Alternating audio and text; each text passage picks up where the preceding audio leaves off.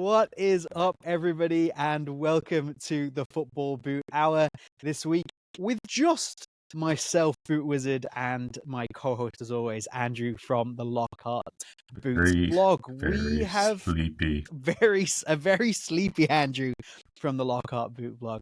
We've had a lot of guests recently. It's just the two of us this week. And also, Andrew, this is big news because the clocks change here this week. That means that you get an hour extra sleep every single week from now until summer. You have to get up at 8 a.m., not 7 a.m. to do this. God bless everything. God bless it. I'm just quickly going to go to the YouTube because it doesn't look to have gone live properly. So just give me 1 second. I am going to fix that. There we go. Wish I knew how to fix that. That should have fixed it just like that. I have had this issue before. We've done enough of these episodes and podcasts that I now know how to fix issues on the fly. Go. Oh, my volume might be up. Okay, cool. I think we're all good. We shall continue on. This week is a Q&A week. It's an Ask Us Anything kind of week. We got a lot of questions from you guys on our Instagram stories, so we will get through as many of those as we possibly can. Well, my Instagram stories. It's a team effort, Andrew. It's a team effort. And for any of you that are now joining us and are going to be in the chat, please leave your questions there as well, and we will prioritize the live chat questions because you are right here with us as we speak. Chris Pottle is in the house. He has actually already left us one question, which we will get to. But as I was saying, if you would like to leave us a question in the chat as well, we will make sure to get that. However, before we get to the questions, we should definitely discuss what we've been wearing this week and the new releases. Let's start with what we've been wearing. Andrew, you obviously put up a reel this week. Yeah, I put up a reel. Mind-blowing. The apocalypse is coming. My Hug your word. loved ones. Yeah, I did a reel on these. And someone was like, "Oh, it's amazing you're testing them. They're keeping so clean." It's like, well, I mean, this is like the fourth pair of these I've now had. Not this colorway, but of this boot. Like, here's my original pair. And it is those are a little more used. Yeah, they're very used. Still, nice. See, Nike, this is how it's supposed to be. I stopped taking care of these years ago, so I bought these in 2018. But yeah, and then I've got a second pair. They're still usable. Yeah, they definitely are. I've got a second pair in the same colorway, and yeah, I have a ton of experience with the Wave Cup series. It's probably one of my favorite boots of all time. Nice. Maybe the top one. Anybody who hasn't seen it yet, head over to Andrew's Instagram at Lockhart Boot Blog and check out his mini reel on the new Wave Cup there. Yeah. Or the Wave Cup SS, as that one is, isn't it? Wave Cup SS Japan, the Samurai Soul. Ooh. So check that out, and also get ready because that obviously means a full review is coming. Yes, the full review should. I'd love to get the full review up today. My wife works today though, so that's probably not going to happen. But we'll see. It might be up tomorrow. Fair enough. Speaking of review, actually, you know what? Let's get into this question that's just popped straight into the chat. Say hey to Proper Boots for joining us, and D-Rod, are Wave Cup turfs any similar to the FG version? So how do you know if they're similar? Slightly. So similar. I have a pair of the turfs. They're downstairs. The leather isn't as soft, and they're made in Indonesia versus Japan, but they're still really nice. The last is very similar as well, and the fit's really good. But yeah, you're gonna suffer leather quality, but they're still really good. That's my go-to turf shoe. So fair enough. I believe Noah Kavanaugh has a pair as well. So well, there you go. So yeah, keep the questions coming in. We will keep you stand them up, we'll knock them down. So speaking of what's upcoming and what will be reviewed, I got these in this week. So I have the new Bellingham Preds. Now, I won't be doing a full review on these because I've already done a full review of the FD bread. That's been on my channel since January, I think. So this I will just be doing kind of an unboxing and a bit of a discussion piece on the Preds as a whole, now that we're coming towards the end of the life cycle. But that will probably be the next thing that goes up on the channel, which will likely be tomorrow. Unless I decide to go a different way, because I also got these, which from a distance, and if you squint a little bit, actually look very much the same. But this is the league variation. So this is the €100 takedown model variation, which I haven't yet reviewed for the channel. So these may be a review that goes up instead. Now, I haven't actually worn these. I borrowed a pair of Japan blue ones from a friend of mine to test. And the intention was to wear the Japan blue ones to get a feel for the boot and then decide what I was going to do with these ones. And the long and short of it is I wore the Japan blue ones and immediately decided that I wasn't going to wear these because I am going to send them back to Adidas. I don't want them. My feet don't like them. There's a lot of positives for a takedown here, but there's also a lot of the fit is not good for me. Like I think you can see, like, look how straight the back of the boot is. Just look how straight that heel is, and it's also very hard. It's very, very hard. I'm not a fan. But so that could be I could end up reviewing that, but there's your comparison, your €290 versus your €100, right there. There realistically is no comparison. But anyway, again, Santiago, it's welcome. The heel. It's the heel, man. The heel is a huge deal on these. And you know what they've done, which I was so impressed with and I was so looking forward to, is they've got a synthetic suede liner. It's not as nice as the Elite, but it's still very nice for a boot at the price point. They haven't overdone the padding. They've got a synthetic suede liner that runs the whole boot. Like literally, front to back, top to bottom is this really nice synthetic suede. I was expecting it to be really nice, but just the heel design, it's really stiff and it's really straight. It's very uncomfortable. And the heel isn't shallow, but the boot feels shallow. We'll not get too into it. This is not a review of the Predator League FT, but it will be in my review, and that's where we are for this week.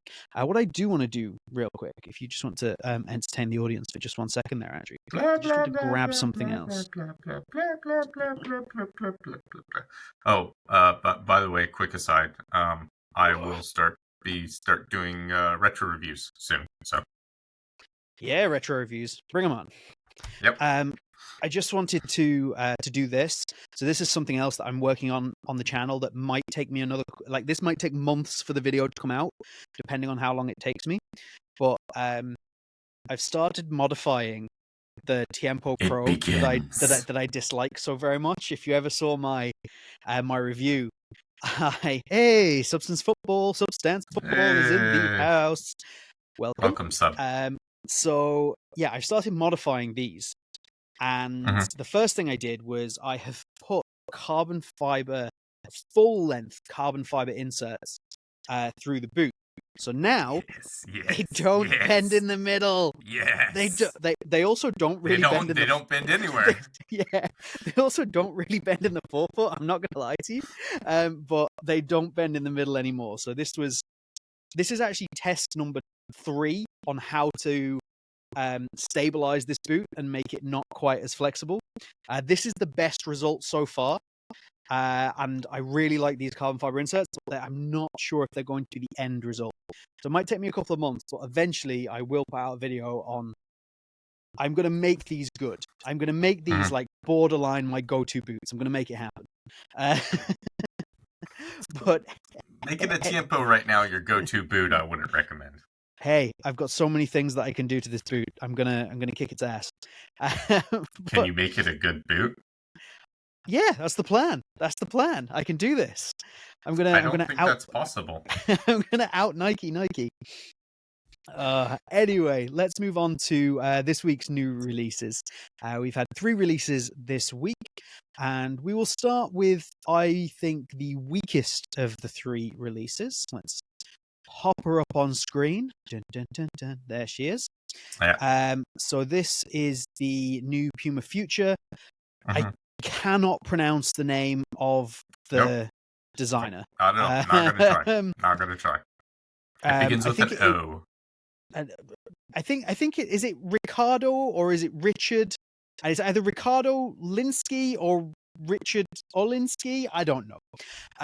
I feel bad. I know nothing about art and such like. But these are the boots. So it's this big collaboration.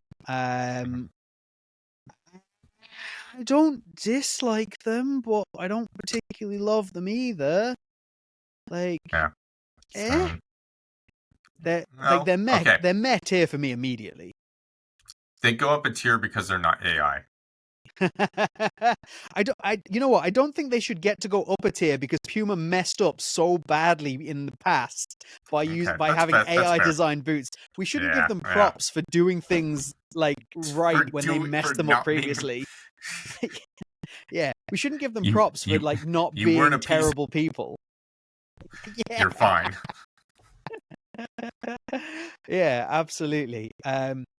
Yeah, so like they're cool, and the big thing they actually paid an artist instead of like they did with the 11 Team Sports release where they used AI. That still bugs me that they used AI to design a boot based on graffiti from the Berlin Wall when you could have literally walked into Berlin anywhere. Go outside and touch grass. Yeah, and found yourself a graffiti artist and paid them. Instead, they used AI. Still irks me. That is probably going to come up in my end of year reviews. At least they paid an artist here, but I still don't particularly love them. I still don't think there's a great story to them. I'm still calling them meh. Yeah, that's fine. Cool. No disagreement. Proper Boots says, as a one-off boot, they're great, but Puma releases, I'm not going to try and read that number. A lot of these a week, and it's hard to be excited. It is true. Puma does tend to have maybe too many releases, and it's hard a bit to get frustrating about things. Because I feel like the next future might not have as many collabs, but the next future might be a way better boot. Yeah. So it's like, I've got the Great Wave, and they look amazing. It's one of the few. I brought a lot of boots today, and one of the few boots I didn't bring. But like, it's on an objectively terrible boot. Whereas like maybe the next future will be really good, but won't get so many cool colorways. So it's like, oh, that sucks. Yeah, for sure. The Boot Zone has joined us. Good morning and good evening. Thank you for joining us. And Studio Soccer Football also joined. Sorry, I can't pronounce your name. I apologize. So we'll move to another Puma release for this week, which is far better in my opinion, but still definitely falls into this category of far too many releases. Like, why drop 2 like collab inspired boots that have really cool elements to them on the same week? Time. This makes sense because it's for the F1. Yeah, so this is for the Mexico Grand Prix. Me and Julio Bootmaniac were hypothesizing the day before this drop because I had seen nothing of this. There was no leaks, no nothing. I kind of love the fact that it was just like, I will give them props for that. That was just like no leaks, no nothing, just no one dropped. knew they were coming. I loved that. So very much. But yeah, Mexico inspired, Mexico GP collaboration. They look really freaking cool. Oh, they're so cool. Why are they not carbon? Damn it. It's F1. Put the damn carbon fiber. Just make them super limited. Put the carbon fiber bottom on it. Oh, yeah. I'm not sure I can wear those. Go to hell. It's F1 inspired. It hurts me that so I love F1. Like, for anybody who doesn't know, like, I'm a big F1 fan. Been to a few Grand Prix. Big fan. Same. But they have now released a Senna collab inspired boot and a Mexico GP inspired boot, and neither of them were carbon. Why are they releasing standard colorway carbon boots, so like inline colorways as carbon, when instead of doing that,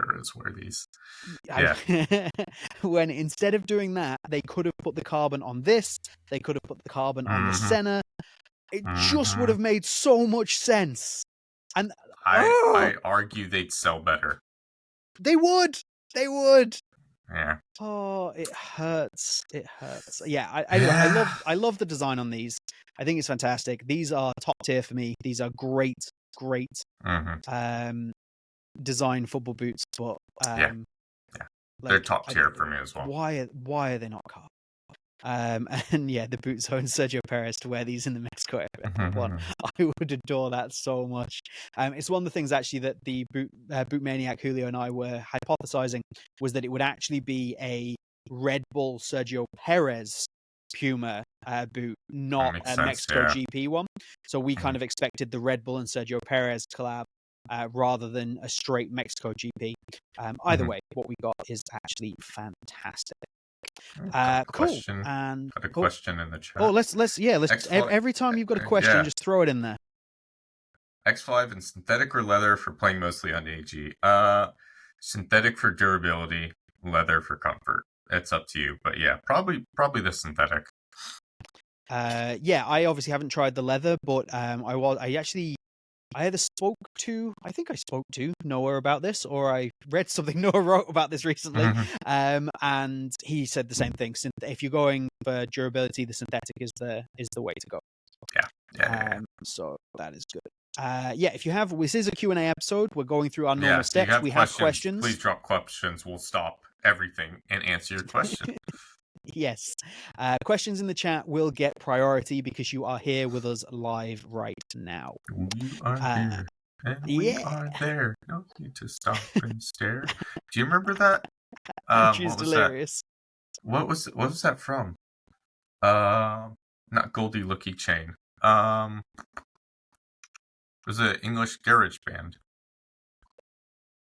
Anyways, I don't know what you were singing. I'll be honest with you. I do not know what you're singing. You said Goldie Looking Chain and went English garage band, and my immediate brain was like, I don't know, is it the Streets or something? But they're not really a garage band. No, it's not the Streets. Not the Streets, and they're not really a garage band. What would you call the Streets? Anyways, boots. Speaking of the streets of Puerto Rico and Argentina, we have the Messi Bad Bunny collab boots, which have been very, very divisive. Divisive as in they look amazing, and anybody who says they don't is wrong. If you want the complete opposite opinion to Andrew and I on these boots, Andrew and I are huge fans. Opinion. We both love these. We think these are fantastic looking football boots. I think we're both going to try and cop them. Absolutely. And love to get the casuals as well. Are those the gazelles? Casuals are really nice. Yeah, really nice. So if you go and watch the other podcast, which is the Bootcast podcast, we love those guys. We do not love their opinion on these boots. They are haters. No. They are haters of this boot. They are wrong. And it's early enough in the podcast that Justin hasn't joined us yet, so we can slam him and he has no idea. We can talk smack about him and he has no idea. I love I have a really big soft spot for Puerto Rico. So the fact that it has Bad Bunny's from there and they've got his flag on it, I think it's I love that they got his it's personalized as if he had a pair of boots. That's very cool. That's really cool. I don't think you'll have seen it yet, Andrew, but Noah just dropped a reel on these. A reel. He literally walked into the Ultra store, gets them. The box is very cool. It's a completely custom bespoke box. Yes. So if you haven't seen it yet, head over to anybody else. Watch us first. Afterwards, go on and check out Noah Kavanaugh's Instagram page. He has a reel on them. Well worth checking out. We have a question. Drop everything. There's a question. William Arthur would like to know, how did you get hold of the Wave Cups, Andrew? Is the answer I lived in Japan? The answer is I live in Japan. So it's just a matter of I missed out the first time, but managed to get him a second time. And yeah, I just basically went on. I've gone on their reseller site here. Some dude was selling them for retail. So I got a brand new pair for not paying above retail. Nice. Yeah. We like that.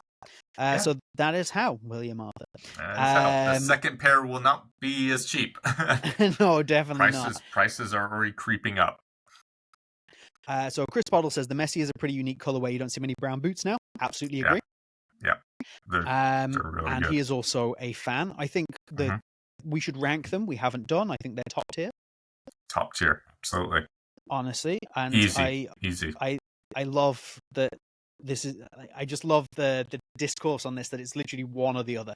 People either love them or hate them. There is no middle ground on this boot. And it's perfect for me because I'm starting to make reels. So when I get a pair, I'll make a reel and hopefully it'll just explode because people are like, oh, those are terrible, or some other people are like, oh, they're great. Your hatred fuels me. Do you know what doesn't fuel you? Sleep, clearly. No. Oh my god, I'm so tired. You know what? Earlier this week, I think it was Wednesday, I was driving to school and I was like, oh no, I am that tired. I got to school, sat through the first 2 classes, and I was like, I looked at the teacher and I'm like, I gotta go home. I've got to go home. And like a kid in high school, I need to go see the nurse.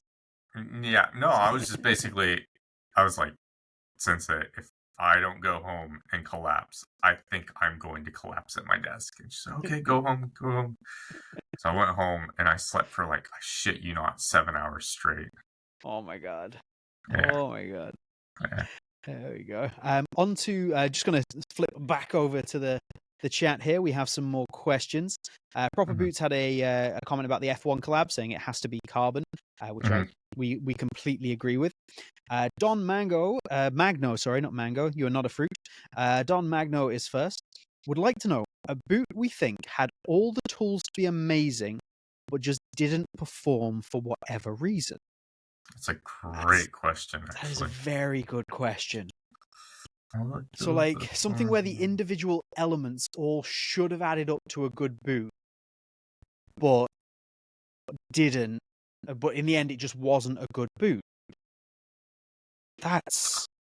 There's usually like one element that's missing, isn't there? There's something that really throws a boot off. I think the X Ghosted for me is a good one. There was so much tech packed into the boot, and just the fit was just that bit off. Like, I think in my original view, I talked about the upper being very, very stiff, but the fit was off. And I think if the fit was a bit better, the stiffer upper wouldn't have mattered as much. Like, it made sense what they're trying to go for. Once they're broken in, they weren't as stiff. They were still fairly stiff, but like, yeah, I think the fit was slightly off on those. That's a very good shout, actually. I like that shout. I'm still struggling to come up with something. I'm not going to lie to you. I may come back with an answer there. Right? It's a podcast. I can't sit here in silence thinking of things. But that is a very good question, and I will continue to put that in my brain for later on. Another question here from Substance Football. Sub, we love you. Do you see more of these celeb ex-player boot collabs happening more often? Seems like a good way to garner outside interest in boots and some short-term hype. So this year we've had the Stormzy Preds, we've had the Bad Bunny F50s. I think that's all we've had, isn't it? But I absolutely has to be something. It's going to be a thing, and it looks right now like Adidas is leading the way forward. But knowing Puma, they will be right there. Yeah, I reckon Puma's already got something in the pipeline. Nike might be a bit slow. Well, Nike's done it before. They had the King James and Mbappe boots. They did. That's true. There's also a word that has escaped me just there for a second. Nah, it's gone. Had a thought. It's gone. It can't be that important. But yeah, like it just makes perfect sense, I think, and it's something that it's something that doesn't, I don't think, hurts us as collectors and boot enthusiasts. We're not against it. Like, it's like, it's a collab, that's fine. And then it also Jordan, brings Neymar, in this Hypervenoms, yeah. Fenty and Puma, yeah. Rihanna in football boots might be a bit of a stretch, but yeah, I like to have them. I like to have some kind of association, but yeah, I'm not too upset if it's not there. To be honest, it's kind of like a cool for one. women's football. Yeah, actually, there's a call. Would be, that's a great call. There's a call. Yeah, that would be. I think that would be a big statement, actually. Somebody Island call, did the Furon, yeah. Stone Island's more of a brand than a celebrity, but it's still somebody still call the same Puma idea. and tell them to get to work on that, because that could be a game changer. Oh man, like Sub, get on the phone to Puma immediately. I need to see that happen. That is smart.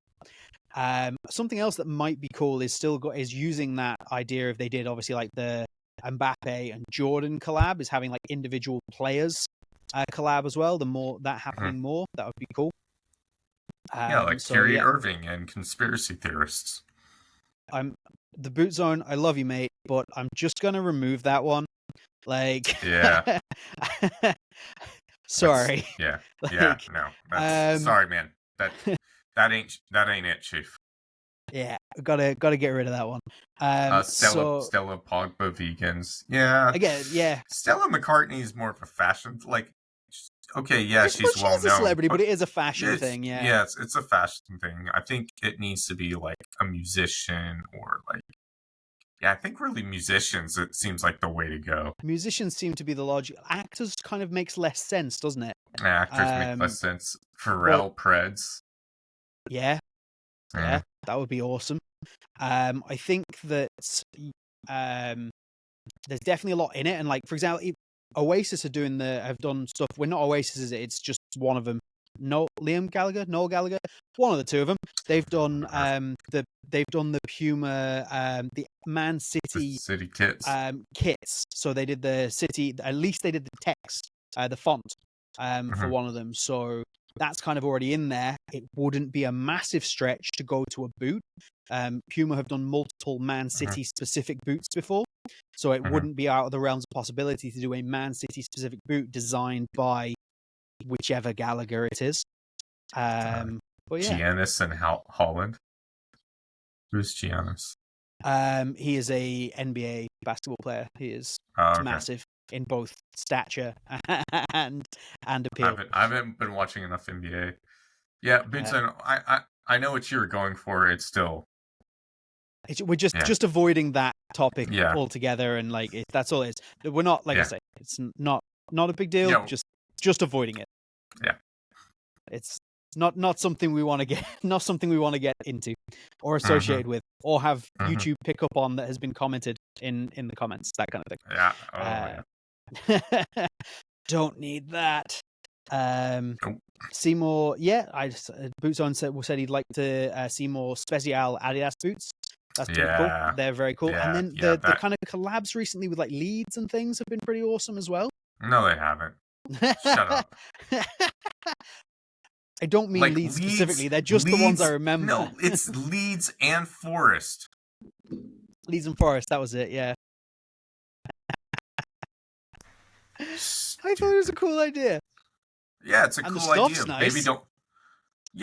Maybe don't use it for two teams whose kits are better used as toilet paper than to be worn. Oh dear. Okay. Now we're never gonna live this down for ages. Oh my god. Puma, give us an archive collection for Derby. I know we're in the championship, but just do it. You already made a third kit to reference the 50th anniversary of our last title win. I feel like would it be like completely out of pocket for Puma to release like some kind of anniversary kit for that horrible Premier League season you had? It would be very out of pocket. Oh, it's funny. So the club shop. I was just wondering if you like if you were at the point where that was nobody funny would buy it. Okay. Oh no, it's been funny for years. It was funny almost immediately afterwards. Right. But so nobody would take offense, but nobody would also buy it. No, nobody would buy it. But They did. So the club shop has been selling retro kits, and one of the retro kits they've been doing is from the 2002, 2003 season, which was a pretty damn dark time for the club. We'd been relegated from the Premier League, and we ended up finishing like 16th in the championship. And it was like, everyone was like, yeah, the kits were cool, but why this one? Like, why that one? People don't want to remember that. Like, we have so many other, like, like, give us the damn Puma kits from the year we got promoted to the Premier League.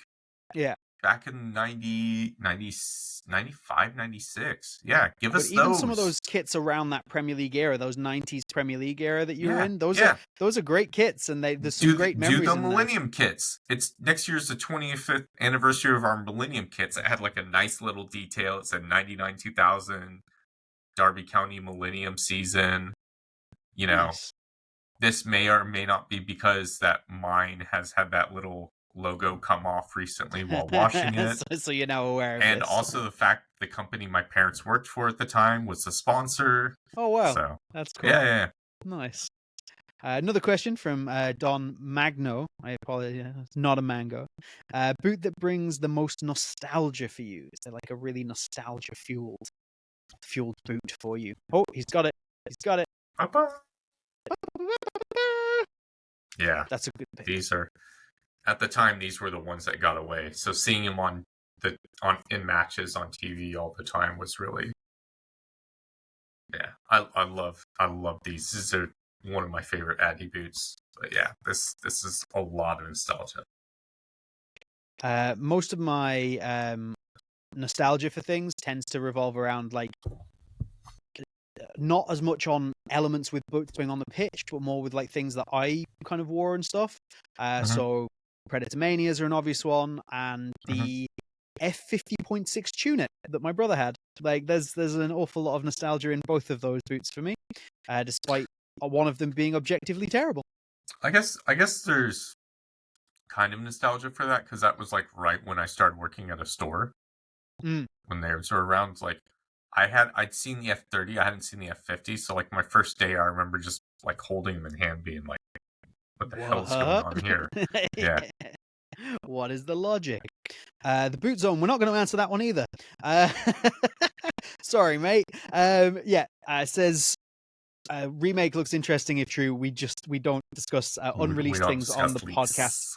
Yeah. We don't discuss leaks. It's one of the podcast rules. So we're very sorry. We're shooting you down all day. Okay, poor guy. I was like, that's a nice comment. We're ignoring it. Yeah, great comment. Great thing to talk about. Fantastic subject at the moment. Yeah, we're just going to ignore that. We'll talk about it when they release. Yes, exactly. There you go. God damn it. Sorry, man. F50 Spider was better. The F50 Spider was really good, but the advantage that this had over that was the heel was deeper. The problem with the F50 Spiders, they cut the heel a little bit too shallow. So there was no issues when you played in them. Like I had a pair and I didn't have any issues, but I kind of feel like the originals were a bit better. Plus that Velcro would just absolutely shred the laces on the fold-over tongue. Velcro is never good. I'm going to bed and I'm not buying those Messi. All right. Don't buy them. More for me. Yeah, exactly. Leave them for us. Okay, I'm going to go into the questions. 2-3 pairs, who cares? Yeah, who cares? I'm going to go into the questions that we got sent in on the on Instagram. And the first one is from Mehdi Amara 58. It's a simple question. Do you know if the new Pred upper will be Hybrid Touch 1.0 and thicker than the current Predator? So the first thing I would say is go and watch the Bootcast podcast. They talk about a lot of the kind of new Pred stuff, the old Pred stuff in detail. And these guys talk about, they will discuss the leaks and things like that. So definitely go check out the Bootcast podcast.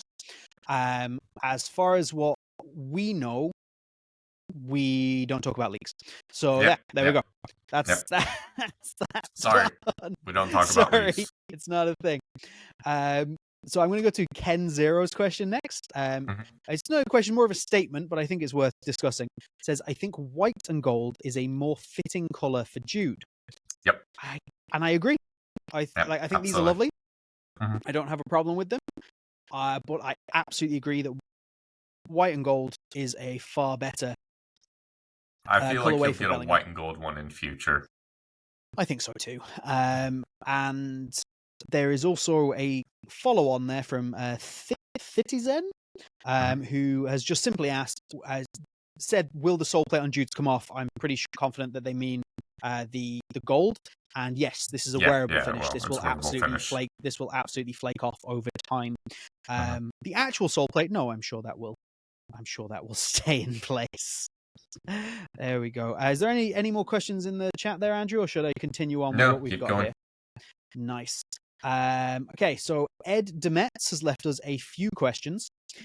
His first one being, what are the most underrated boots from the last 5 years? Andrew's going to think, and I'm going to give the most obvious answer in the world. Nemesis. Adler. Yeah. Yeah, you know what? Adler's a fair. Yeah. So we're both going to give stupidly obvious answers to that question. The Adidas Nemesis 19.1 or 0.1 and the Adler range in general, but I think we're definitely pushing the Atagara shoe as the kind of the most underrated, the one that we like the most there. So there we go. If anybody's got underrated boots they'd like to drop in the comments, please do. Yeah. Oh yeah, I think people are, because reviewers have been so positive of these, like a lot of people seeming to be avoiding them. Don't avoid these. Get them. Yeah. There's a reason everybody is positive across the board. Yeah, there's so much positivity, and it happens with everything. When there's so much positivity about something, there's like a backlash, right? So I'm going to go off on a small. So this works in our chat because there's enough people who kind of get this, but I'm just going to do it anyway. So I'm going to talk about wrestling for a second, like WWE, like professional wrestling, and this happens all the time. If a particular wrestler gets too popular, too over, as they say, and wins too much and is booked too strong, you get a backlash where people start to turn against it. And I think that's exactly what's happened with the Sakito. I'm back to Sakitos, Andrew. It's fine. Okay. And I think the same has happened here. It's such overwhelming positivity that there's just an inevitable backlash that's happened, and people have kind of rejected it on that basis. But yeah, you are going to regret it. You will regret in 5 years' time that you did not go out and pick up that first Scudetta from Sakito. You will absolutely regret that. I'm like, so yeah, full disclosure, these came from Sakito. They sent them to me. So I really appreciate that. But I immediately, after my first session in them, I sent them a message and was like, hey, these are running out of sizes. Should I get this? Should I wait for a new color? Blah, blah, blah. And they're like, oh, it's up to you. We won't discuss new colors, obviously, but we're glad that you like them. And I'm going to probably get several other pairs just because I like them that much. Yeah, I have already spoken to Sakito about when there's a second colorway coming. They haven't actually told me, but they've just been like, okay, look, there will be another colorway coming because I want to get another pair. So I'm going to go and buy another pair. To quickly answer Chris Pottle's question there, will the gold wear off on the League Bellingham? No. It's just a standard soul plate style. There's nothing to wear off, no wearable on that one. Keepster could be taking that gal. Yeah. Maybe. I don't think they're kind of depends. Yeah, they're not quite good enough for that to be there yet. They are a little slept on, but maybe I don't know. Maybe they are underrated. Watch more of my reviews. But yeah, True Jesus, that is sacrilege, my friend. I'm waiting for the next colorway. I'm tired of white boots. How dare you? How dare you? It is, getting the little. There you can see, they're very hard to clean. They're so hard to clean. Yeah, I almost want another pair of these just to keep pristine. Oh dear, they're the second most difficult boot to clean this year after the Mercurial. Oh my gosh, that Vapor was a nightmare. Yeah, that was. When I sold my pair, the guy was like, "Have you really only worn them 3 times?" And I was like, "Yeah, dude. It's just this boot. It's Yeah. impossible to clean." Especially even worse if you've been using it on grass. I managed to get the Yeah, AG to like not be too bad, but if you've used it on grass, man, oh, tough. yeah, and the grip knit is impossible to clean. So like when I had the GX too, I tried cleaning it with a brush and stuff, and I was scrubbing a bit harder, and I stopped and I looked, and I'm like, oh my god, the upper is wearing away. Yeah, you can wear if you scrub too hard with like a brush that's too firm or anything like that, you can absolutely start wearing away the upper on both the GX and the Mercurial. So be Especially the careful with the Mercurial. type of brush. Yeah, for sure. Need the Billy. Is that Billy? PDL-24? That is, yeah. Yeah. Need the AG sole plate on the Sakitos? Yeah, same. Yeah, I would love to see it. I would love to see it. I probably would still end up using the FG a lot, but I do want to see same. I do want to see that for sure. Yeah. Speaking of colorways, Fernando Clement, who asks us many a question on these Q&As, we appreciate them, has asked, should different colorways for the same boot have differences? And he is citing the Cosmic Speed Mercurial as the example. So obviously the grip knit on that is far less prevalent. It's basically not there at all. And the boot feels very different. So is that something that we would like to see or maybe should see in general? Because obviously we've had it before, like with the Vapor 9? 8. 8. And we had obviously different textures across the uppers. Is that something we want to see? Is it something we should see? I personally wouldn't want to see it. I'm sure other people would, but the other issue you have is what you're then doing is you're spending R&D and developing a new material, which leads to more waste, which is worse for the environment. That's an excellent point that I had not considered. But yeah, I essentially agree. I don't think that should be the case. I think that it makes a lot more sense to have some consistency. And if you are going to do that, do what Adidas have done with the Messi line in the F50. Yeah. Drop it as a completely independent thing. Even if it's just one colorway, or two colorways that you're going to do it on, just drop it separately. Make it completely separate. Yeah, don't try and integrate it in with the rest of the line. Yeah, absolutely. James went half a size up in the Sakito. I went true to size. I did go half size up, and one of the reasons I was talking to Sakito was because I would actually like to try true to size. The lengthwise, I can definitely go true to size, but the toe box is very, very low volume, which is why I'm recommending most people to go half size up. Yeah, so, that's why I'm telling most people too. Yeah, so if you like a super snug fit, if you like a stupidly snug fit and just feel like it's almost painted on your feet, then go true to size. Yeah, but true to size is what I'm going to do, and that's why I'm going to get this other pair, so that I can go true to size for sure. Okay, I'm going to go back to the question. I'm going to leave you in charge of the live chat, Andrew, because I can't keep up with it. And I am going to go to the questions. Boots, if you repaint your 16s, they're not going to take it very well. No, definitely Tracker not. says laceless would be better if they provided a zero glide inner. Yeah, probably. Yeah, I don't see how that would be. That wouldn't hurt. Let's look at it that way. Exactly. So Footloose Boots is in the house. So let's grab one of our other boots-based friends' questions. Proper boots. Why did Italian brands die in the late 2000s? Was it a lack of innovation/marketing? I think that's a very interesting question and something to talk about. I definitely don't think it's a lack of innovation when you look at, for example, Lotto. Lotto were innovating the crap out of everything. It just wasn't landing all the time. So I definitely don't think it was a lack of innovation. But I think marketing might have something to do. What do you reckon? Yeah. I mean, Footloose Boost says it best. Money. Yeah. They didn't have the financial muscle power to keep up. I mean, Diodora made the original Maximus, which is super tech packed. That Soul Plate has a ton of tech packed into it and some really, really clever stuff. But this is about the time when Nike was really dominating the advertising game. Puma was stepping up. Addy was stepping up. So yeah, this is the point. This is really around the point where Nike went, here is all the money, throw it at football. We are going to make football work with all the money. Every player is going to be wearing Nike boots. We're going to go for mass coverage, which is kind of the opposite of what they're doing now and similar to what Puma is kind of started to do now. But they've just gone with blanket. Everybody must wear Nike boots.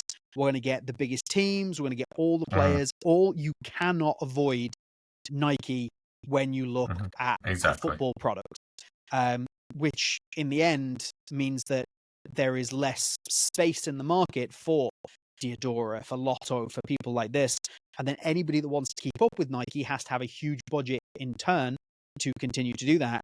Adidas, Puma, other big brands. Diodora and Lotto kind of just didn't. Like that, Diodora and Lotto are the two that always come to my mind when we talk about early 2000s kind of Italian brands. Yeah, I was so I had a chance to work for Diodora some years back, and I can probably say some of this stuff at this point. It was so long ago. So basically, I was thinking about becoming their sales rep, and I was talking to their previous sales rep, and he said when he first started, he was pulling in over around $100,000 in commissions per year. By the time he finished, that number is down to $25,000 a year. My God. Yeah. My God. And that was within the space of like 4 years. That's crazy. Yeah, it just absolutely dropped. So I think the whole like someone was saying, like Tracker was saying, the only time Italian made is exciting is if it's Nike marketed. I mean, part of that is because everybody knows Nike has their player factory in Italy, but why does Nike have their player factory in Italy? Because that's where everybody had their player factory for a long time. That's where all the best boots were being made. So, Yuli's here. Hello, Yuli. Welcome, my friends. Welcome. Billy says, "Turn your mic up." Hold on. That better for everybody? James can bring your mic closer, or maybe shave the beard. How dare you? Can everybody, like, I've just turned up the mic there. Can everybody just let me know if you can hear me better now? I realize there's a little bit of a delay between what I do and what you see on YouTube. Yep, better. Yeah, cool. Anybody listening, let me know if you need that to come up or down anymore. I have a fun little dial on my left now with a cool little setup where I can just adjust on the fly, which is also why it was too quiet, because I was on a... You need one of those soundboards next. Honestly, like, I was chatting to Noah about this, so it's not like I want like a little kind of stream board, like a Streamlabs board, so that I can just press buttons to make like things pop up on the screen. Like, it is literally the next step. It's getting excessive, but like, if I could show you what I've got down here right now, it's just like a little a volume for my mic, one for my headphones, everything's it's lovely. It's lovely. But I was interestingly, so I was in a meeting earlier. This is why the mic is slightly lower. I was in a Zoom meeting with a prospective grip sock company earlier, and discussing the future of their grip socks and what they should do, and looking at samples and such like. So that was fun. I enjoyed that. They were nice. Yeah, they were very cool people, and I enjoyed doing it. And I wish them all the best. And I'm hoping that I will speak to them again before they go to market. They're a good while away yet, but it was very interesting. Enjoyed that. But anyway, let's go back to the questions. Andrew, this is one specifically for you from Burns_Boots. Something about the Wave Cup SS that you don't like. Just pick one thing that you don't like. Yeah. It's the same problem they've had on all their models. The heel's too wide. Oh, there we go. Yeah. That's a genuine problem too. I thought, I thought you were just gonna be like, they're not available enough, or like they're too expensive. The fit's fine, but towards the bottom especially, it's just too wide. They need to. It's weird because like a lot of their other boots have such an amazing fitting heel or like a nice tight fitting heel, and these are too wide. It's like you won't really notice it playing on grass because on grass there's some give, but like when you're playing on turf especially, it is noticeable. You can feel the bottom of your heel slipping a little bit when you go to hit like a hard shot or a long ball. So that's the only downside. This boot would be, absolutely perfect. I mean, it is almost absolutely perfect, but the heel is a downside for it. Oh, there we go. There you go. That's a fantastic answer. Tracker, don't lie, bro. You were doing ASMR on OnlyFans. I've been rumbled. Clearly only knows because he's subscribed. The Boot Zone, Viper 5 and their new £40 sock. Do you want to see it? Andrew, entertain the people. I'm going to get the Viper 5's new £40 sock. Just got a call from Elon Musk, wants me to vote. Is he going to give you $1 million and then break several election laws doing so? Yeah. What's your thoughts on Under Armour's attempt to innovate? It's pretty good. They're trying at least. I appreciate Under Armour trying. So I have had these for a little while. This is the Viper 5 Sure Grip grip sock, and it's freaking brilliant. It's a really good grip sock. It is £40. It is very expensive. If anybody wants to buy them, I do have a discount code. Let me know. Drop me a DM, and I will send you that discount code. There's got the flocking grips on the bottom, and the neck of it is really high quality. They've reworked the patterning all through the forefoot of the sock here, all through the top. It's not like your standard crew sock. They've reworked kind of the stitching patterns and everything like that. They've changed their materials, particularly for the grips. It's now more environmentally sustainable overall as a package. It is a things you love to hear. Love to hear. It is a very, very good grip sock. There'll be a review coming soon. It's also going to be going in another video that I have coming soon. To give you a spoiler of really how I feel about it, I have a video which is going to be the best 10 grip socks of 2024. So the best 10 grip socks that I've worn this year. And it will be in that video. These are excellent, but very expensive. They're also slightly on the thicker side. So if you are looking for something that is kind of lightweight or like anything like that, that's not it. This is on the kind of thicker, comfier plush side, which isn't what I would usually love, but just objectively speaking, as far as how good a grip sock is, it's absolutely excellent. And I did see, while we're talking about grip socks, Billy here, I have watched all grip sock videos and my head is spinning. Where does WeFoot rank? You clearly have not watched all grip sock videos, Billy. There's 2 videos on WeFoot individually, just by themselves, that ranks them. They're really good. Yeah. They're top tier, man. Top tier. They are very top tier. They are foot fetish. If anybody who doesn't know how I realize every time I say that, anybody who hasn't watched my grip sock ranking videos and doesn't know how my ranking system works or is named, just thinks I'm weird because I talk it's like, oh, it's foot fetish. And people are like, what? And they're like, what the hell? Whenever I do a new tier ranking video, the first time I say it, I always have to be like, in case you don't know, this is how my tier ranking system works. And it's foot fetish, foot spa, Nike crew, more cheesy and moldy. Like I regret it every day, but it's become a thing. But anyway, yes, the WeFoot are foot fetish, my friend. Was there questions for you in there, Andrew? Yeah. What's Japan's thoughts on MLS? I think Japan sees the MLS as a fairly respectable league. We can watch it now because of Apple TV worldwide. So that's definitely good for the league. I think Japanese people see the MLS as on par with J-League. I would say the MLS is faster and stronger overall, but the J-League is more technical. Like there we go. A lot of your average J-League player is going to have more technical ability than your average MLS player, but your average MLS player will probably be a bit faster and stronger. There you go. I have very little J League, to be honest, very little MLS knowledge. So I'm glad you're here for that one. What's my favorite grip sock? I'm using WeFoot a lot. If it's not WeFoot, it's great Tabio. Choice. Oh, what a choice. Oh, yeah, Tabio. I always love my Tabios.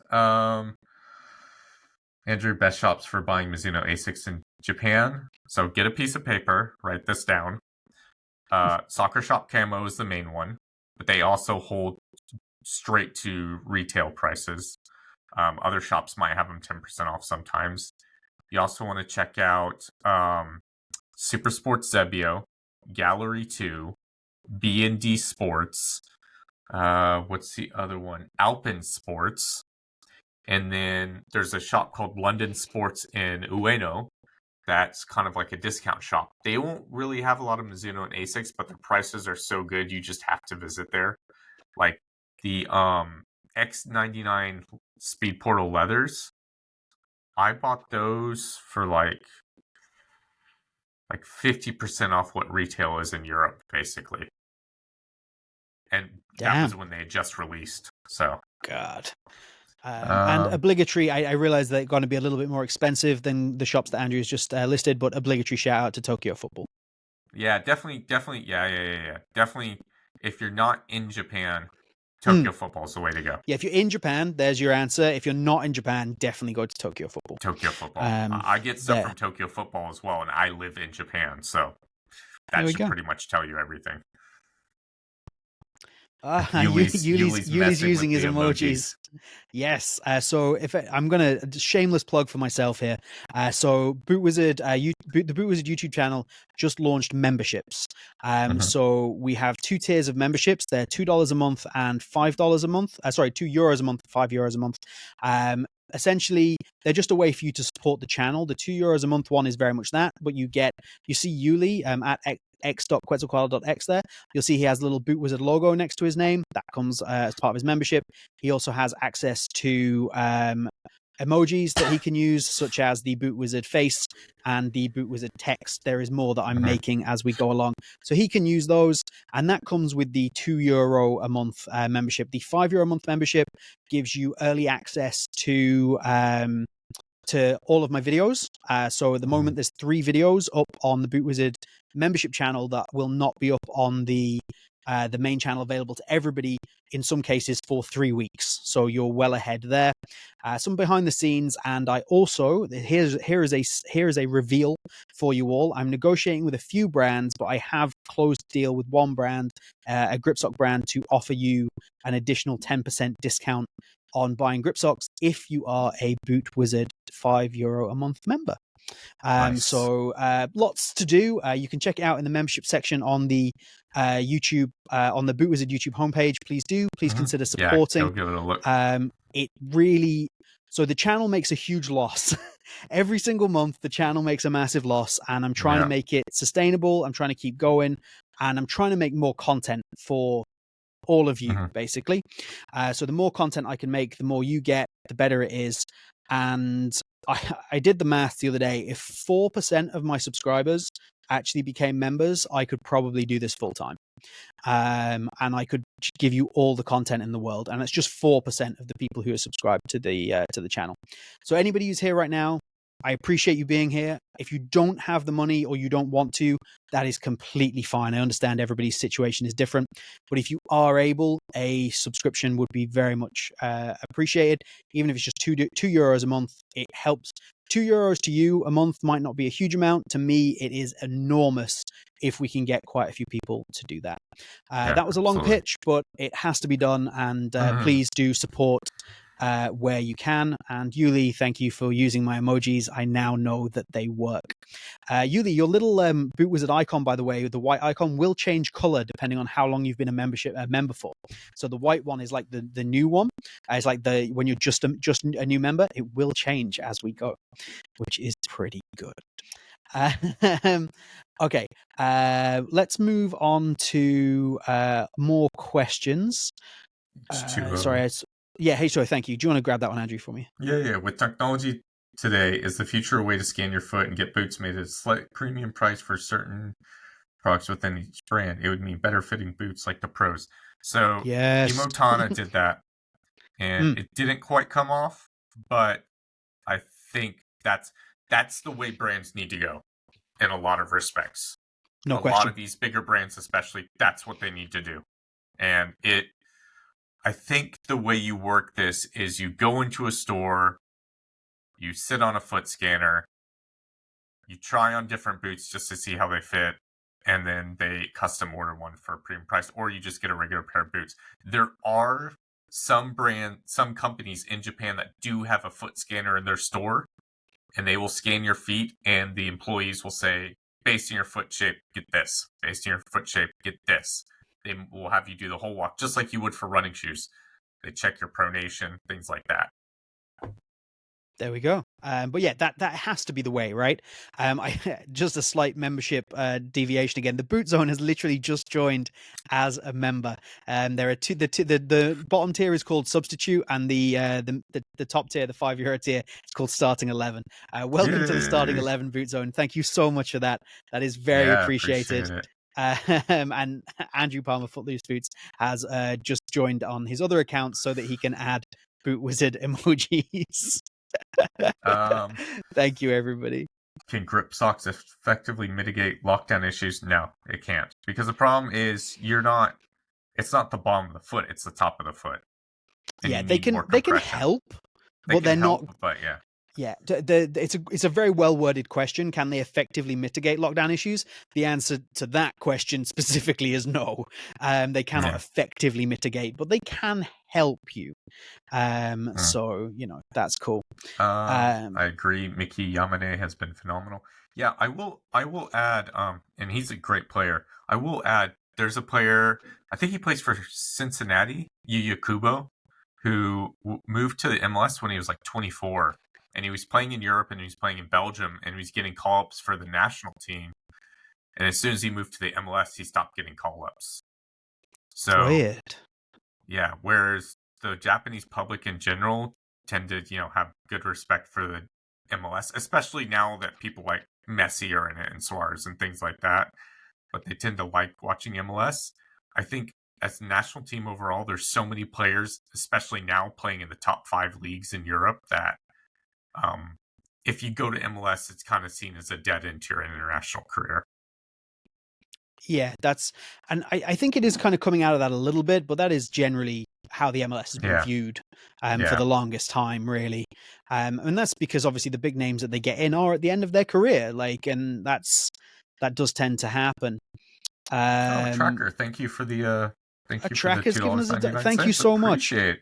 That is something else you can do. You can super chat. You can leave us donations and things like that. Anything that you donate through like that, that will be a donation for both Andrew and I, rather than just direct to the channel. So that's a donation for the podcast.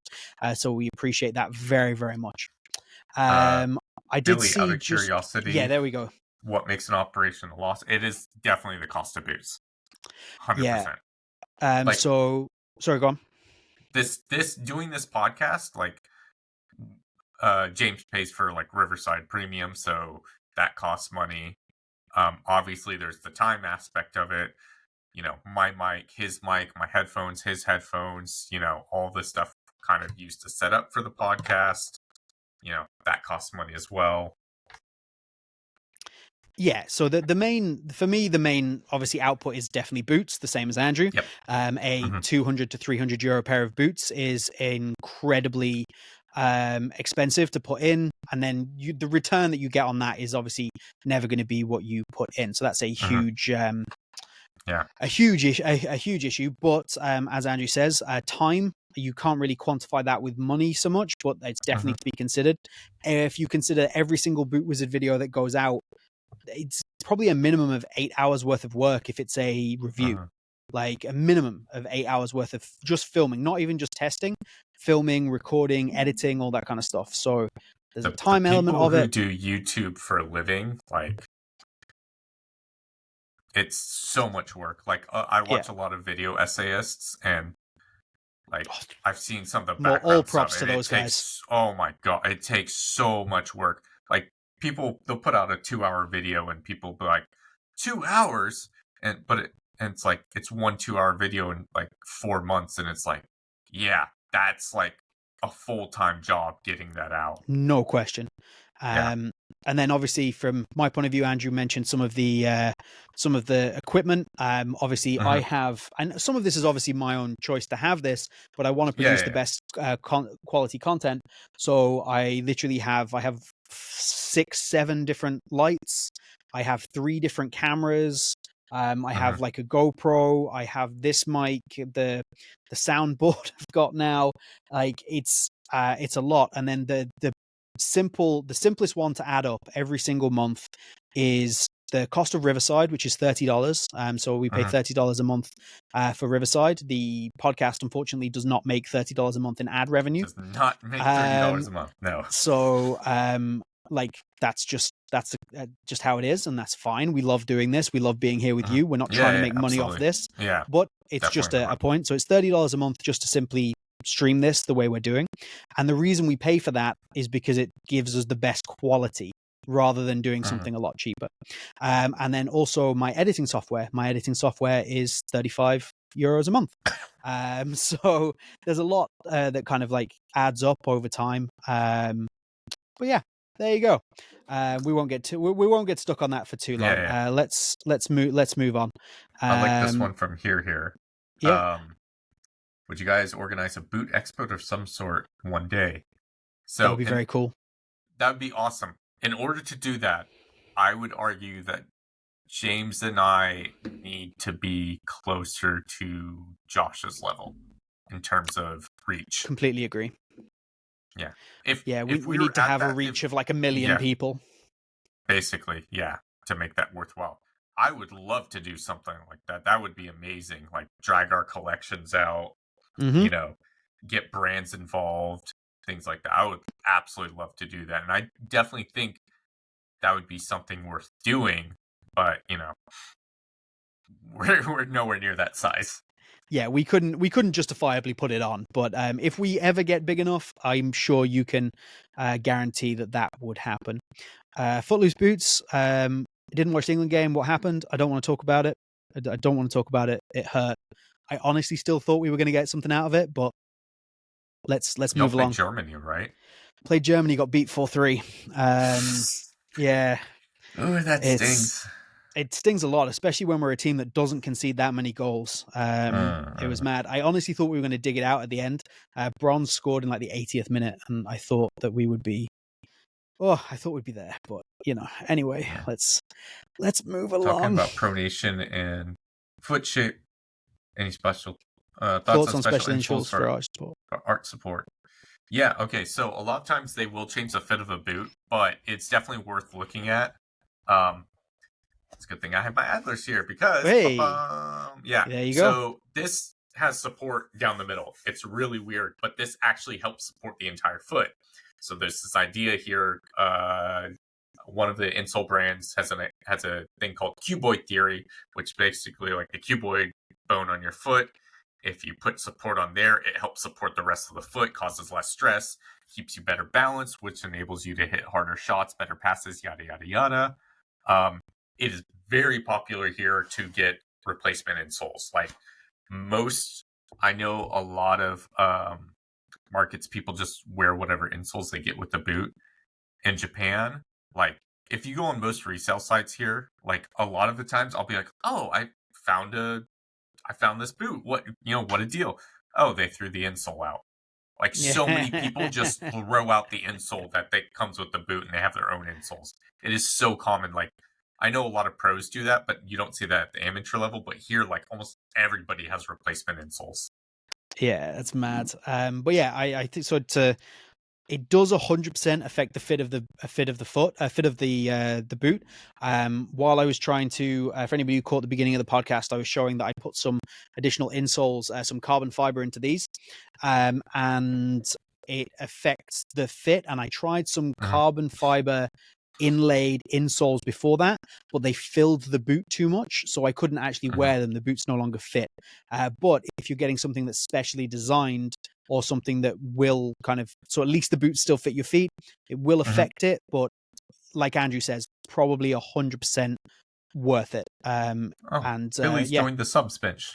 Hey, Billy has joined the subs bench. Thank you very much appreciated. Indeed. That is amazing. Thank you very much. I appreciate it so much. Especially because it's you.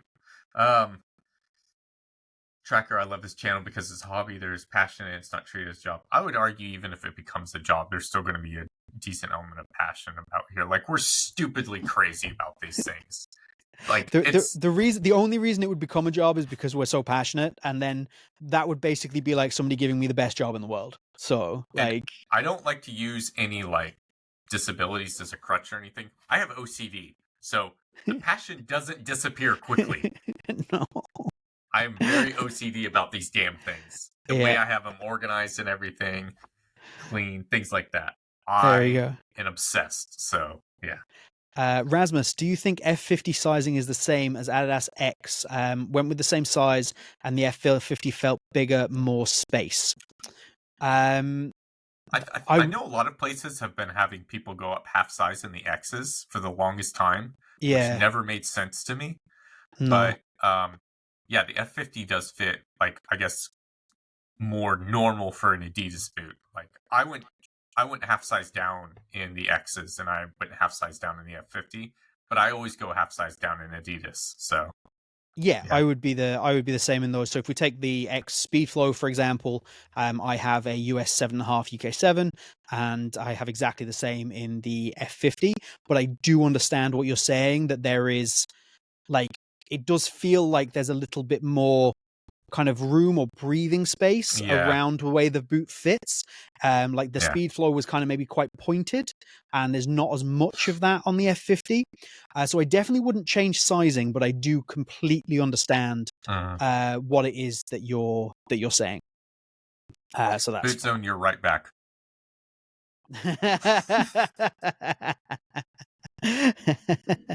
Oh dear. Yuli says he just wants to see me bend more boots in half and throw them.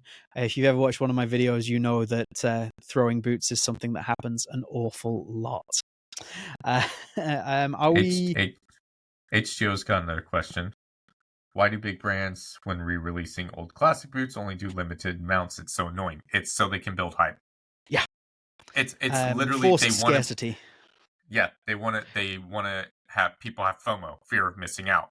And if you have fear of missing out, you're more likely to sell through boots and have people clamoring for them. So that the next time they release something limited or old school or yada, yada, yada, you're more likely to purchase it. Yeah. Alex, welcome to the starting 11. Alex has joined the starting 11. Thank you very much, Alex. We appreciate that so much. Mm-hmm. There we go. Tracker's crazy comment. X19. So Tracker's saying he wore the X19.1 9.5, so he went down half size, and the F50 and Crazy Fast in a 10, which is very interesting because I found the Crazy Fast particularly very roomy. The Crazy Fast 0.1, I found that to be very roomy, very voluminous. So yeah, this the plus wasn't, but no. The plus definitely wasn't. I can see going up half a size in the plus for sure. That makes sense to me. In fact, we both went up half a size in the plus. We both did. Yeah. So there we go. Okay. White Mania have either been restocked or returned lately. Go to Unisport. Go to Unisport for the White Mania right now. They also have 5 colorways of the Predator FT. They shouldn't have restocked it. They shouldn't have restocked it. Not only are they restocked, they are on sale. They're all 20 to 35% off, depending on the colorway. Such a stupid idea. So yeah, head up to Unisport if you want to pick those up. Yeah, we are not sponsored by Unisport, but no, I'm sure J-Mac will be happy if he catches this. But at the same time, like, you're not being environmentally friendly. Yeah. At all. At all. Make boots to sell out. Yeah, 100%. They should sell out. If you want to have all these colorways, they need to be super limited stock. Every single boot needs 100% sell through. Absolutely agree. But if you did miss out, they are there. Oh, hey, Justin's here. So Justin left us a question. We will get onto that. I've deliberately been avoiding it because I figured he would arrive. Yeah. Before that, I like his question here. Yeah. If your missus one day out of nowhere loses her mind and says you can only keep 3 boots in your house, what would they be? So I'm sure Andrew's missus is the same, but my wife is the most supportive, most understanding woman in the world. She literally, I am sat here at 11 o'clock at night. She is like in there. She's being fantastic, and she this channel wouldn't exist without her support. So a huge shout out, a huge shout out to my wife. She is the one that encouraged me to start this. My wife encouraged me to start this, so there you go. So we big shout outs to our other halves. Andrew and my other half share a love of loud, screamy music, so they get on very well. Yeah, we do. Yeah. So, but to answer the question, 3 boots in your house that you would keep, Andrew, what would you keep that's in the collection? Custom Yadigar shoe, Wave Cup, Sokito, the Scudetto. Done. Boom, boom, boom. So I would keep 1 pair of Nemesis 19.1. I would keep, because I actually don't have a 0.1 in the collection right now, so it would be a 19.1 that I keep. I would keep my white gold Rose Lavelles. Yep. And yeah, I mentioned them like every other podcast. And what would be the other one? Oh, I don't know what my other one would be. Maybe this. Oh, just because it's too hard. X-Fly 5, maybe, just because it's probably the boot. It's the boot I'm wearing the most at the moment.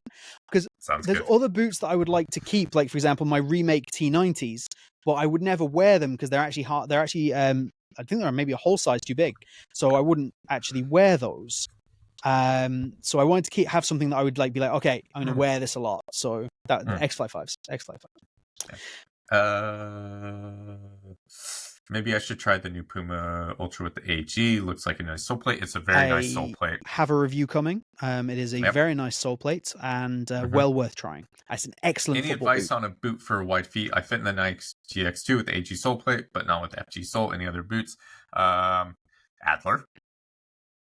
Any boots they have. If not Adler, pretty much any Mizuno boot. Well, mostly the Morelli 2 is probably the way to go. Any ASICS boot, pretty much, especially the X-Fly 5. I was going to say X-Fly 5 would be a great shout. Yeah, X-Fly 5. Don Mango, Messi boots just came. Woohoo! Nice. I assume the white and purple ones. We love to see that. Billy, I'd subs just so we can get custom Adlers in bigger sizes. Hey now. Hang in there, Billy. Hang in there, man. Oh dear. Sure. As Justin is here, before we do get to the rest of the questions that are just going in the chat, please keep putting them in. This is great. I do want to get to Justin's question that he left us because I think it's a great question. Really good question, actually. So Justin, Texas Cleat Collector's question is, what is the tipping point for you to consider a boot not a good boot? Justin is also part of the starting 11, by the way. He's also a member. But yeah, what is the tipping point that makes a boot not a good boot? And I think that's a really good question. I think for me, well, most boots these days do tend to fit pretty well. If you've got average width feet, most boots are going to fit you really well. I think for me, it's the heel. Okay. Yeah. And most people who've read my reviews will know I'm really harsh on heels. But the thing is, most brands do a really bad job of the heel shape and the heel fit. So I think it's the heel. So for me, I think there is very much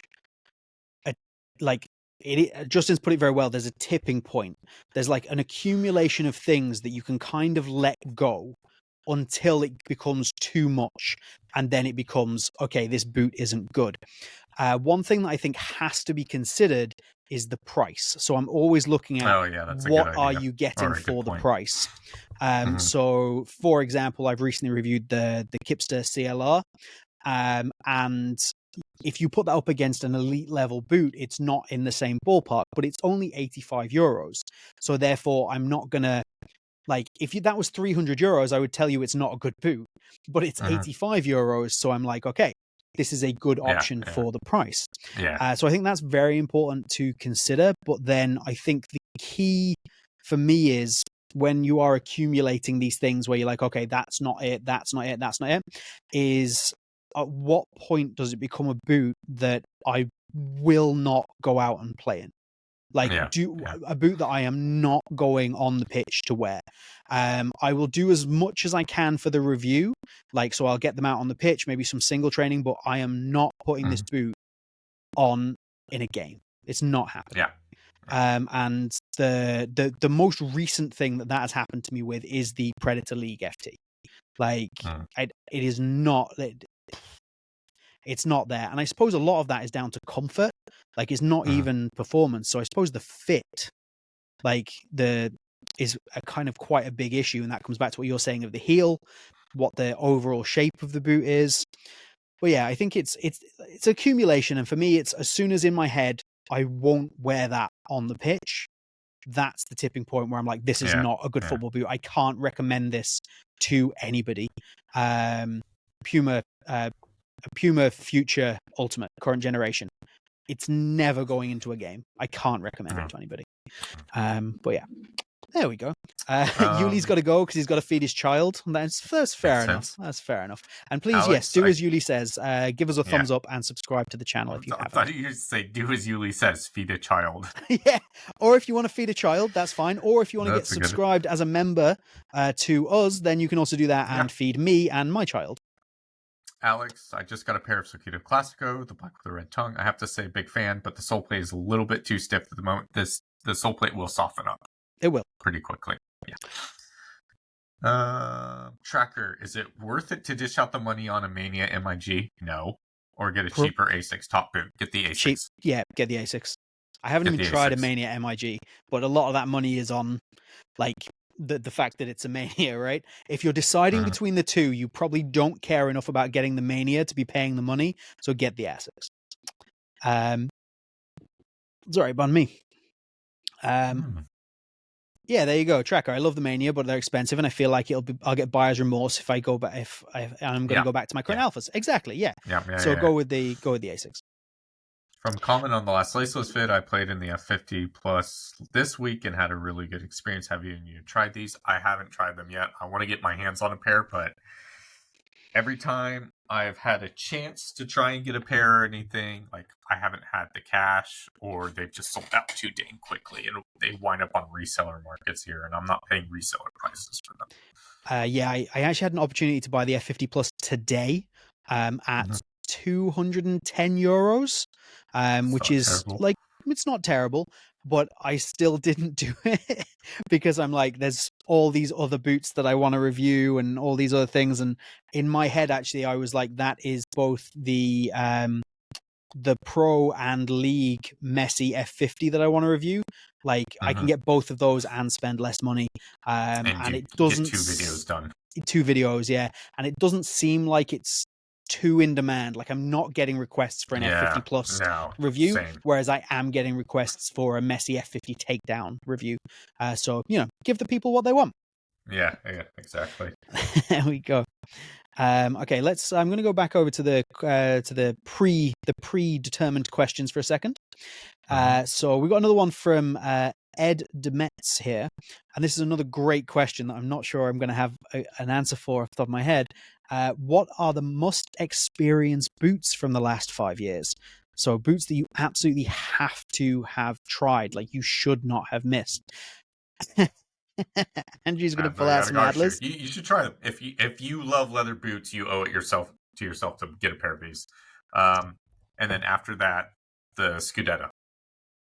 You have to try. Like, so many people, it's just a modern version of the 2014 F50. It's a bit more than that, to be honest. It is more than that. Yeah, it is more than that, and it just I think just saying that is doing the boot a disservice. Yeah, and I also think, like, how can you beat a boot over the head with this idea that it's a modern version of a 2014 F50 when for the last 10 years all anybody has said is, I want the 2014 F50. And then a company delivers it better. And then you complain. Yeah. And then people complain. Sustainably, and then you complain about it. Come on.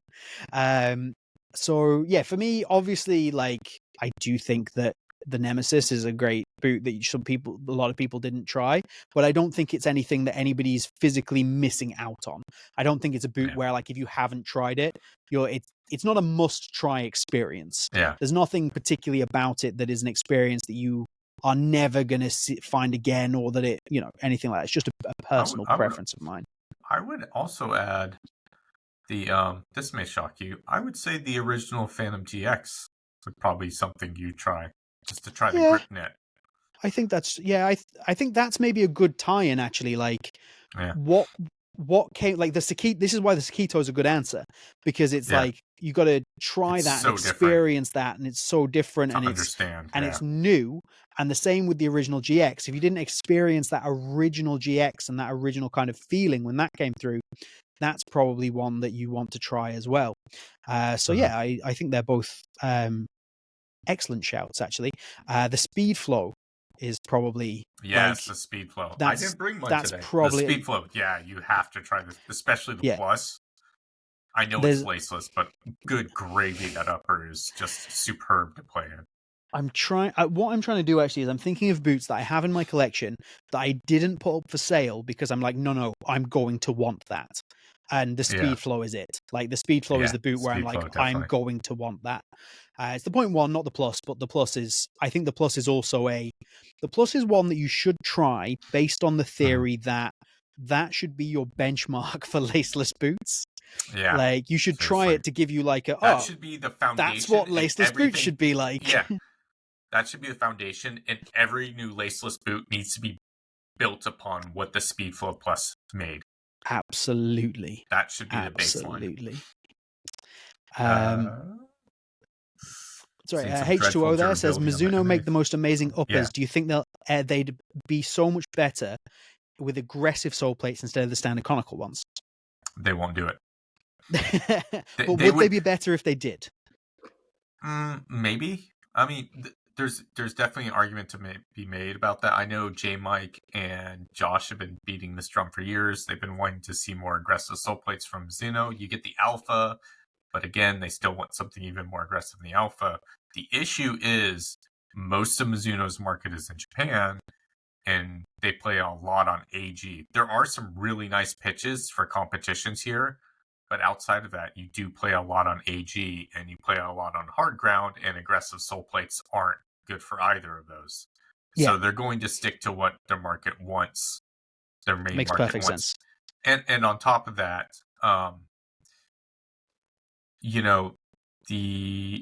just lost my train of thought. Oh, the tooling on a boot is very expensive to create. Mm-hmm. It's the single most expensive part of a boot besides creating the last itself. So that would be a huge expense for Mizuno to then like make something for Europe only or America only, and then something different for Japan. So I just don't think they're going to do it. I think part of the problem here is a misconception as to what makes an aggressive sole plate. Now, I agree to a degree that I would like to see Mizuno go even more aggressive with the Alpha. The Alpha is a fairly aggressive sole plate, to be honest. It is. But yeah, would I like to see them go even further? Possibly, and to really lean into what is already the best speed boot on the market still. Mm-hmm. So I would love to see that. But then, for example, the ASICS, the DS Lite X Fly Pro 2, that is all conical studs with a couple of little kind of, cut-ins. Cut-ins, exactly. That's the word I'm looking for. And because of the way the actual the plate is built, not the stud pattern, the actual sole plate itself, it still feels very aggressive. Yeah, it's surprisingly you don't have to have crazy aggressive chevron bladed studs to get an aggressive sole plate. So I think provided that Mizuno do continue to offer something like the Alpha sole plate on boots like the Alpha, I feel like they've got it covered. I maybe would have made the argument that they don't have anything pre-Alpha, that it was a little bit too like all conical, and was that really doing the job? Because they went through a period of time where it was really like the Morelia and the Neo 2 and things like that. Yeah. Like you didn't really have. Well, they did the Basara, which had a pretty different sole plate. but the blade studs were very thick Mm. to distribute a lot of pressure, and those, if the ground was soft, those did not grip at Right. all. And you have this, so they have a history, like you have the Ignitus series. They have a history of doing more aggressive sole plates. It's just, it's not really their bread and butter these days. Yeah. Well, I think as long as it's good, then we can't complain too much. And I'm completely cool with what they've done with the Alpha. Do I want them to go crazier? Maybe, but meh. I mean, the Alpha, I mean, it's also good on AG. Again, a lot of these plates need to be safe for AG because that's where a lot of the majority of their players are going to wear them. Yeah, for sure. And I would argue, considering how much of the world is switching over to AG anyways, it needs to happen. Every company should be thinking about AG when designing FG boots. Yeah, for sure. I mean, Mizuno doesn't have HG sole plates. They'll occasionally make an AG sole plate, but yeah, they're kind of going multi-purpose with the one sole plate, really, which I think makes a big difference. Cool. Full loose boots. The Predator Edge could be argued as a must-try, so you know what boot you don't want. I think any boot that's as unique as the Edge could be considered must-try. Marwan Rajal is asking, how often should we change our boots if we only play casual pickup football 2 to 3 times a week? Now, we got a similar question in the questions, actually, which says, not regularly rotating boots and sticking to using the same boot, would that benefit performance? So I think we can kind of put the two together. You have a great answer to this, Andrew. We've answered this question before. Give your answer. Yeah, basically, if you're playing a lot, it's good to have a couple of boots to rotate. Both boots will last much longer when you're rotating them. If you're playing casually, like a year and a half or a bit longer should be fine, honestly. If you're not doing anything too serious. If you're playing like at a higher level with a lot and you're expecting a lot more out of your boots, obviously that shortens the lifespan of the boots a lot. But yeah, I think that so that answers another question as well. Actually, it's the question underneath: what is the benchmark for how long a boot should last? So yeah, for me, I would hope that a boot should last a season. Like that's kind of like the benchmark for me. And like obviously, I'm not wearing a boot enough for it to break within a season because I'm only wearing it, for 10 hours, something like that, before we start getting reviews out. About so 10 hours. Like that's pretty much the best I can do. And in terms of how often you change them, it's completely up to you and preference. But I like Andrew's system of, if you're playing a lot, it doesn't hurt to have 2 or 3 pairs of like even the same boot, to have them on rotation, and essentially just extend the lifetime of all of them. Definitely. I think that's a good option. H2O would like to know, so he says, carbon sole plates seem to be the new fad. Has any brand totally nailed it, and what would you want to see more with carbon tech? I think the Speedflow is pretty close to nailing it as you can get, honestly. Yeah. The problem when you use too much carbon is it gets too expensive, and carbon fiber by itself has weak points.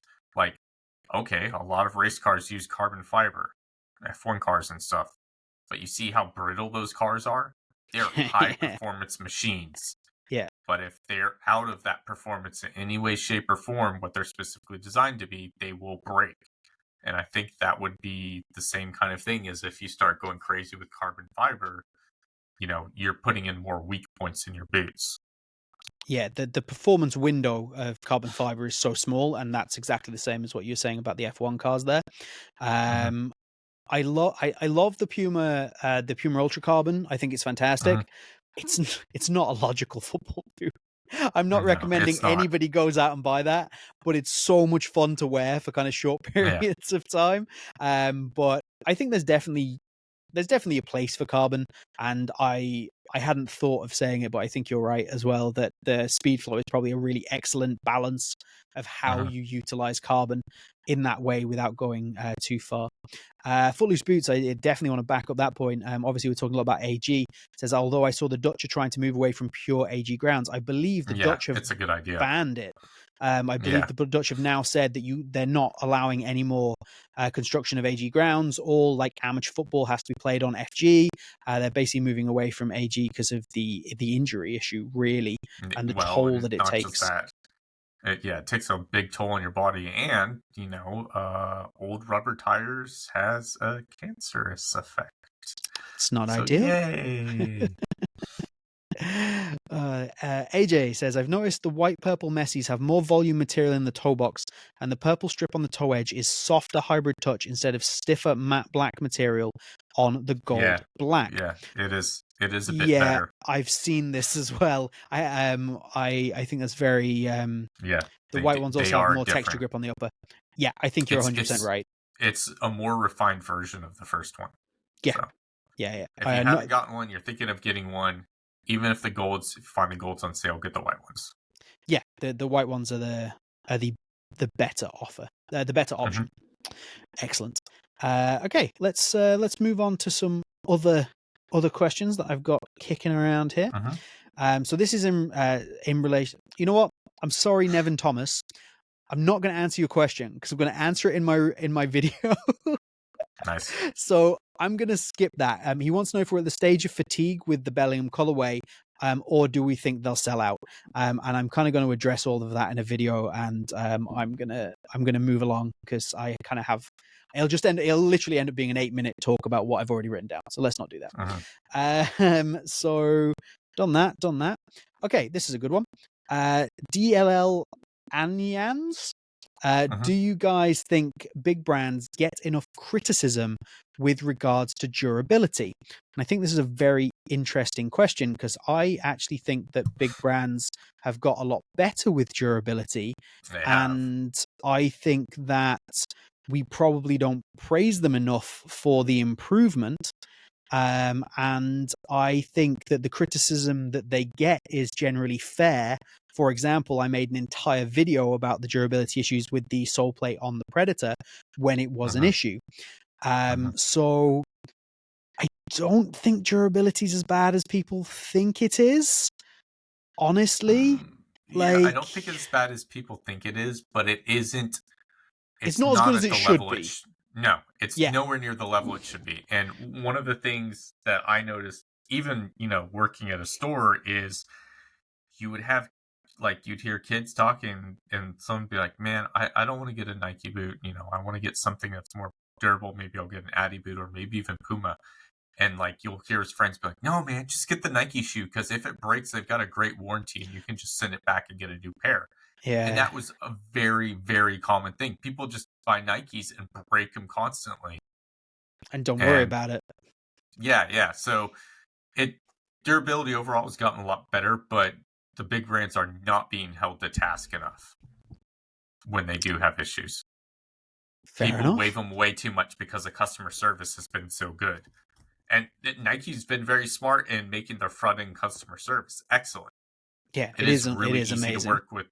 Their back end service sucks ass, but their front end service is excellent. Nice. Okay. I don't know if he's still here. Actually, Chris Pottle did leave us a question, and I'm hoping he's still here because I've only just seen it to get to.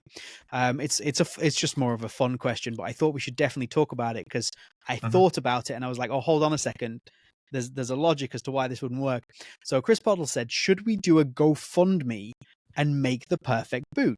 So we probably could do that with the number of people that are within the boot community. You could get enough money together to maybe make the perfect boot in some way or another. The problem being that you would never agree on what the perfect boot is. You'd have 1,000 people. Cooks. Yeah, you'd have 1,000 people who all have a different idea about what the perfect boot is. Conical studs, bladed studs, leather upper, synthetic upper, wide fit, tight fit, laces, laceless. There's too many people that prefer too many different things. And that is in part the beauty of what we do and what we love is that there's something for everybody, and nobody, if you like Justin, who is here. Hey, Chris is still here. Hey, Chris. Hey. So Justin, for example, loves the Predator Edge, and we like to kind of poke fun at him for this, which is fair enough. But if he loves the boot, then fair enough. That's his boot. You love it. You go out and wear it. I actually know how we can make the perfect boot. Yeah. And do a great crowdfunding. It's perfect. Look, put me in charge, and everybody else just give me money. Because I objectively know what's best.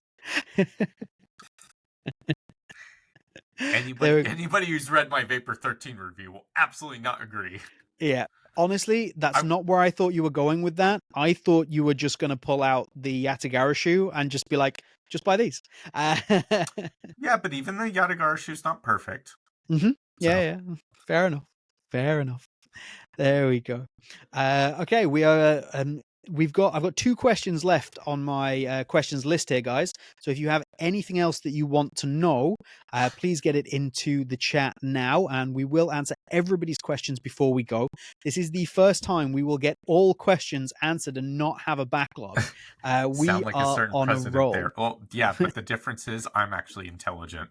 I did see somebody comment earlier. I can't remember who it was. It's Footloose Boots or Proper Boots. That is like Elon Musk just called me trying to ask me to vote. I was like, Jesus. Yeah, he's been giving people... But I know that's not a joke. Like, he's actually paying people to vote, and it's illegal. It's illegal. There we go. Yes, we answered your question, Justin. I waited till you were here, Justin, and then I answered it. He wasn't there. Oh well. You have to watch it on the VOD. Oh dear. Anyway, okay. Let's get through the 2 questions on the page, the ones we got before, and then we'll go and get everything in the chat. So the first one is here. Would like to know, how would you guys? This is a really fun question. How would you guys advertise a new boot? So if you had a brand new boot, you were in charge of marketing. How would you advertise that boot? Would you do? His example is, for example, a short film. So what would you do to advertise that boot? So what I'd do is I would do kind of like the underground marketing campaign type deal. Like, start the lower levels maybe and just kind of work your way up. Just, and ideally you'd have tons of money to do this and tons of pairs. You just... Yeah, it's unlimited. Do what you like. Yeah. Get a bunch of pairs in the hands of players. And, do a bunch of short videos. Just people be like, what is that? What are you wearing? Seems like that and stuff like that. And then maybe have somebody you see it for a split second and somebody running by and grabbing them and running off type deal, and just slowly but surely get closer and closer and give people a longer and longer look at them. And then eventually have a full video blast, and you could do something I don't know, from the bottom level up. We came from the streets and now we're here. Something type deal. Nice. I like that. Thanks for joining us. Thanks for joining us, Alex. Oh, yeah. Thank you very much, Alex. That's much appreciated. And thank you for becoming a member. That is hugely appreciated. I genuinely means a huge amount. I cannot express how much that means to me and to the channel. Thank you so much. So for me, I am going to take this very just personally, just something that I want to do. I love making videos for my channel and things, but I want to make at some point I want to make a proper mini film, a short film, a video, something like that. So I definitely would be leaning into that, build I want a full dramatic story around this particular boot. So I definitely want to kind of build that and kind of build it up. But also, similarly to what you said, I think there's definitely an element there of kind of a slow reveal. But what I'd like to do is kind of a slow reveal to the full video. So you're dropping hints and teasers and various things in weird places.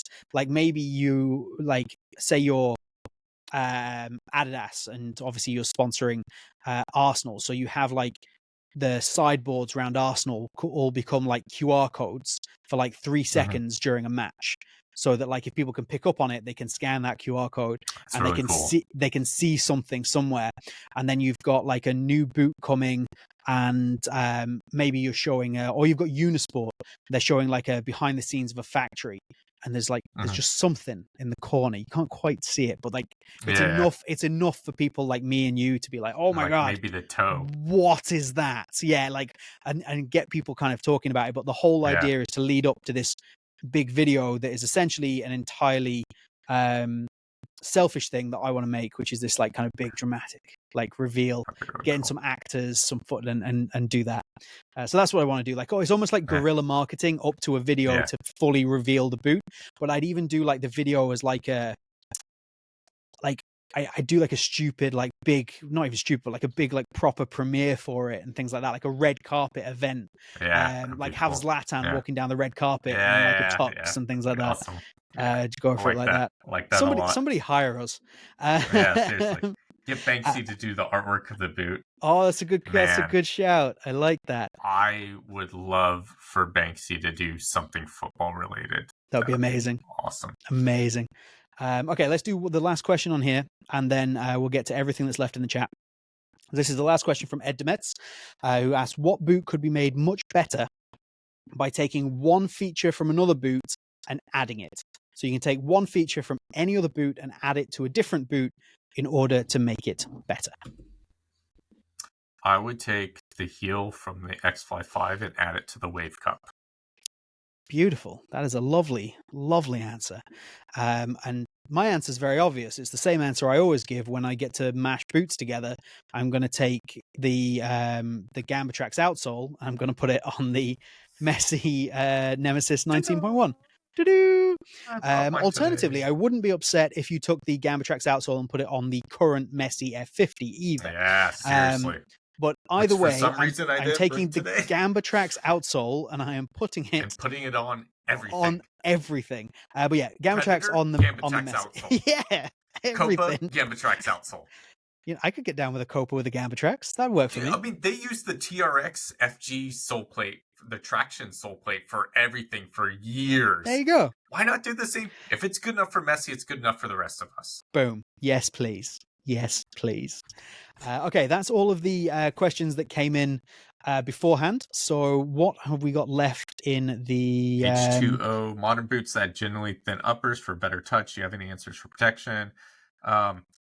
Footloose boots said rugby boots, which is a good shout. But for the most part, it's just part of the game, man.